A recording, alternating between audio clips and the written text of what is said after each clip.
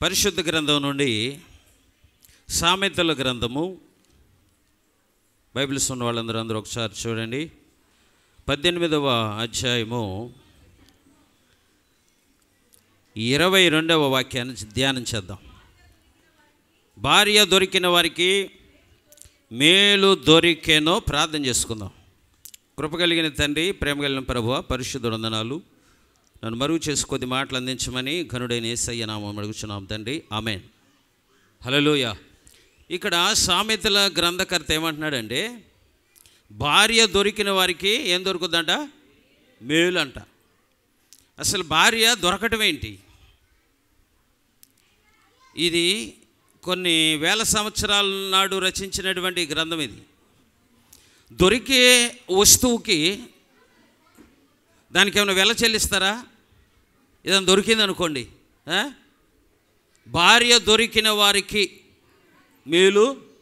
ఇప్పుడు దొరికింది అనుకోండి, చాలామంది అంటారు భార్య ఇసుకిచ్చింది అనుకోండి, ఎక్కడ దొరికిందిరా నాకు అంటారు. అంటారా? ఇతను ఎక్కడ దొరికాడరా అంటారు కదా. హల్లెలూయా. అసలు దొరికే వస్తువుకి దానికి ఎవరికైనా వెల చెల్లించాలా? లేదు కదా. అందుకే దేవుడు ఏంటంటే, ఈ రాణిమేకల శివరాం ప్రసాద్ గారుకి, అలాగే లక్ష్మికి, వాళ్ళ కుమారుడికి సంతోషపురంలో దొరికింది. ఎక్కడ దొరికిందండి? ఏ పురం అంటే అది? అందరూ సంతోషంగా ఉన్నారా? సంతోషంగా ఉంటే చప్పట్లు కొట్టండి. హల్లెలూయా. ఎక్కడ దొరికిందండి? ఎక్కడెక్కడో దొరుకుద్ది అనుకున్నారు, కానీ దేవుడు ఏం చేశాడు? సంతోషపురం. వీళ్ళిద్దరు ఇక నుండి సంతోషం వీళ్ళకి. హల్లెలూయా. ఇక విచారం ఈ జీవితంలో, తల్లిదండ్రులు కూడా విచారం లేదు. అసలు దొరకడం గురించి 2 మాటలు చెప్పాలనుకుంటున్నాను నేను. హల్లెలూయా. చూద్దాం, ఇంకొకసారి ఉంటుంది చూడండి. దొరకడం అనే మాట ఎక్కడంటే ఇదే అధ్యాయంలో 31వ అధ్యాయం వచ్చే అధ్యాయము 10వ వాక్యంలో ఉంటుంది చూడండి. 10వ వాక్యంలో ఉంటుంది చూడండి. గుణవతి అయిన భార్య, ఇక్కడ కూడా దొరకటం అని చెప్పాడు కదా. జ్ఞాని అయిన సొలొమోను 300 మంది భార్యలు, 700 మంది ఉపపత్నులతో ఆ రోజుల్లో కొన్ని వేల సంవత్సరాల నాడు 1000 మంది భార్యలను చూసి అన్నాడు, గుణవతి అయిన భార్య దొరుకుట అరుదు. ఎప్పుడు అరుదు? ఇవాళ రాశారు ఇది. మేము పుట్ల, మా తల్లిదండ్రులు పుట్ల. హల్లెలూయా. ఇంకా మా పూర్వీకులు కూడా, మా తాత కూడా పుట్ల. అప్పుడు రాశారు ఇది మాట. హల్లెలూయా. అప్పుడు గుణవతి అయిన భార్య దొరకటం అన్నాడు కదా. హల్లెలూయా. జ్ఞాపకం చేసుకోండి. గుణం ఎక్కడ ఉంటుందండి? దేవుని సన్నిధానానికి వచ్చినప్పుడు గుణం దొరకాలంటే ఇక్కడ కావలసినంత, నేను ఇంకో మాటలో చెప్పాలంటే టన్నులు దొరుకుద్ది. హల్లెలూయా. టన్నులు. ఇక నేను వాక్యంలోకి వెళ్ళను. అయ్యగారికి ఇవ్వాలిగా, అయ్యగారికి ఇవ్వాలని. హల్లెలూయా. మీరు చెప్పమన్నారని చెప్పడం, లేకపోతే ఇప్పుడు అయ్యగారికి ఈ టైం అంతా. దేవుని స్తోత్రం కలుగునుగా. దొరకటం బాగా జ్ఞాపకం చేసుకోండి. నాకెక్కడ దొరికిందిరా అనిపించుకోకూడదు. కానీ ఈ గురీష్ గారు ఒక భార్య అలా అనిపించుకోదని నేను నమ్ముతున్నా. హల్లెలూయా. దేవుని స్తోత్రం కలుగునుగా. వాళ్ళకు దొరకటం ఎంత అదృష్టం. దేవుని స్తోత్రం కలుగునుగాక. చూద్దాం, బైబిల్లో అందే ఒక మాట ఉంది. ఈయనే చెబుతాడు, అందము, మోసకరము, సౌందర్యము ఆయనే చెబుతున్నాడు. హల్లెలూయా. జ్ఞాపకం చేసుకోండి.